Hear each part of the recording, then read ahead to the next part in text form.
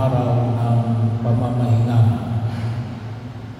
So bahagi yun, na tulad ng ating pagninilay, napakahalaga ito para sa mga Hudyo. Kahit na mag-inig ng tubig, mag-aandar na electric pan, ay bawal kapag araw ng pamamahinga. So ganoon yung kanilang pagkilala sa araw ng pamamahinga. Kasi yun ay para sa Diyos. Well, napakahalaga ho na ito ay para sa Diyos. Kaya sinisi nila ay si Jesus at ang kanyang mga alagad.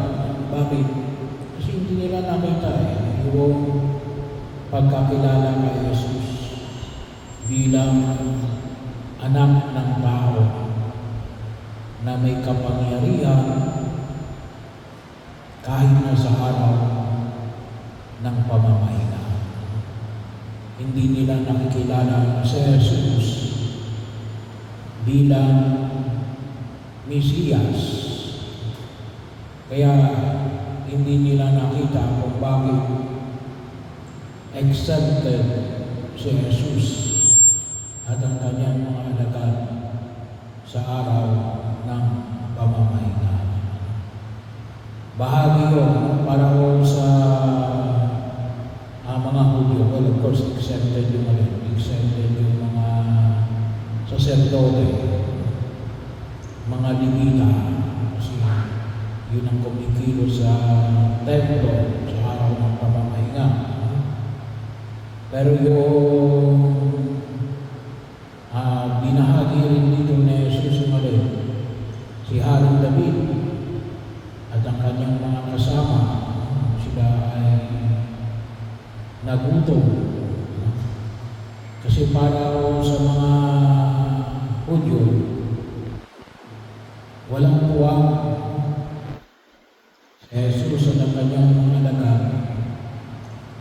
para hindi tumupag sa araw ng pamamahinga.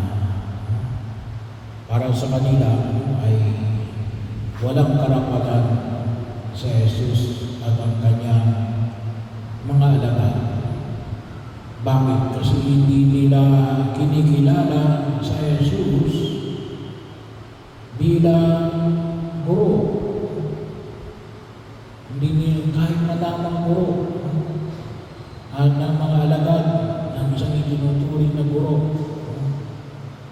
Bahagi ko ang pagkilala nila kay Jesus ito'y katulad lamang na katulad nila. Hindi man lang nila nakita na si Jesus ang guro at bahagi ng kanilang tungkulin na ipahayag ang mabuting balita ng pagliligtas ng Diyos. How much more nakilalanin nila si Jesus bilang Mesiyas.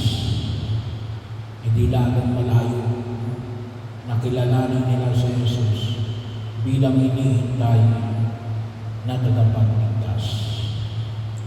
Pero bahagi yun na makita ko natin yung tunay na kahalagahan ng araw ng pamamahinga. Para sa atin, ang araw ng pamamahinga natin ay linggo. Para sa mga Hudyo, Sabado. Para sa mga Muslim, Biyernes. So yan ay mga araw na itinakda. Pero yun ay bahagi na sa atin, yun ay nakalaan sa dalawa. Una, para sa Diyos. Pangalawa, para sa pamilya. So bahagi yun na huwag nating kalimutan.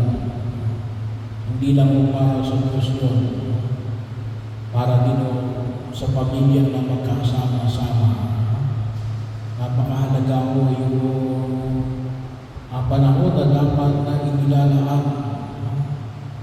sa pamilya. Panahon din noon na kung saan ay makita ko natin na naglalaan din tayo ng oras para sa Diyos. Kasi kung minsan yung iba ay alin, ang kanilang sinasamba ay alin, trabaho. Kaya dalawa ang kanilang nakakaligtaan, pamilya at para sa Diyos. Well, kung minsan may mga tinatawag tayo na may mga isang kain, isang buka. Kapag hindi sila nagtrabaho sa araw na yun, hindi sila kakain. May mga ganong klase ng pagkakataon. Well, kung sakali man talagang napakahigpit, pero sana magkaroon din ng panahon na makita natin na dapat talaga nakalaan para sa Diyos at para sa pamilya. Kaya napakahalaga rin na yung katarungan ng pagbibigay ng sapat na sahod. Bahagi rin o. Pero kapag halimbawa may mga trabaho na kung lutusin po ay yung ikaw mismo magtatrabaho ay pwede rin namang ilagay sa schedule na talagang maglaan ng panahon para sa Diyos at sa pamilya. Bakit? Kasi sabi nga yun hindi mo makakapos sa trabaho. Pero ikaw ay pwede ka pupusin ng trabaho. Kapag wala ka ng lakas, kasi kung wala ka ng trabaho, kumisan ginagawang dahilan ng trabaho para hindi magkaroon ng panahon para sa pamilya at para sa Diyos ay hindi mo nakatutulog. Bahagi mo yun, kaya kinakailangan din kahit na siguro sa hirap, kahit na siguro sabihin natin isang kahit isang buka, ay napakahalaga pa rin ng panahon sapagkat baka nakakaligtaan yung araw na inilalaan dapat sa pamilya at sa Diyos. Kaya ang nagtatrabaho, hindi dapat gawa ng trabaho, ngunit para sa pamilya.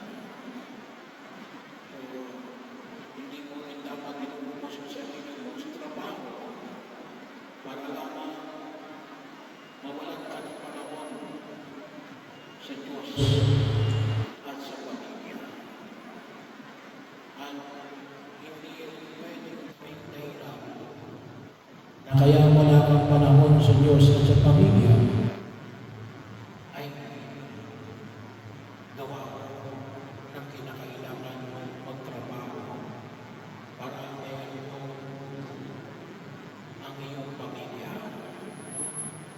Ay kinakailangan rin mong balansahin ang pagkilos.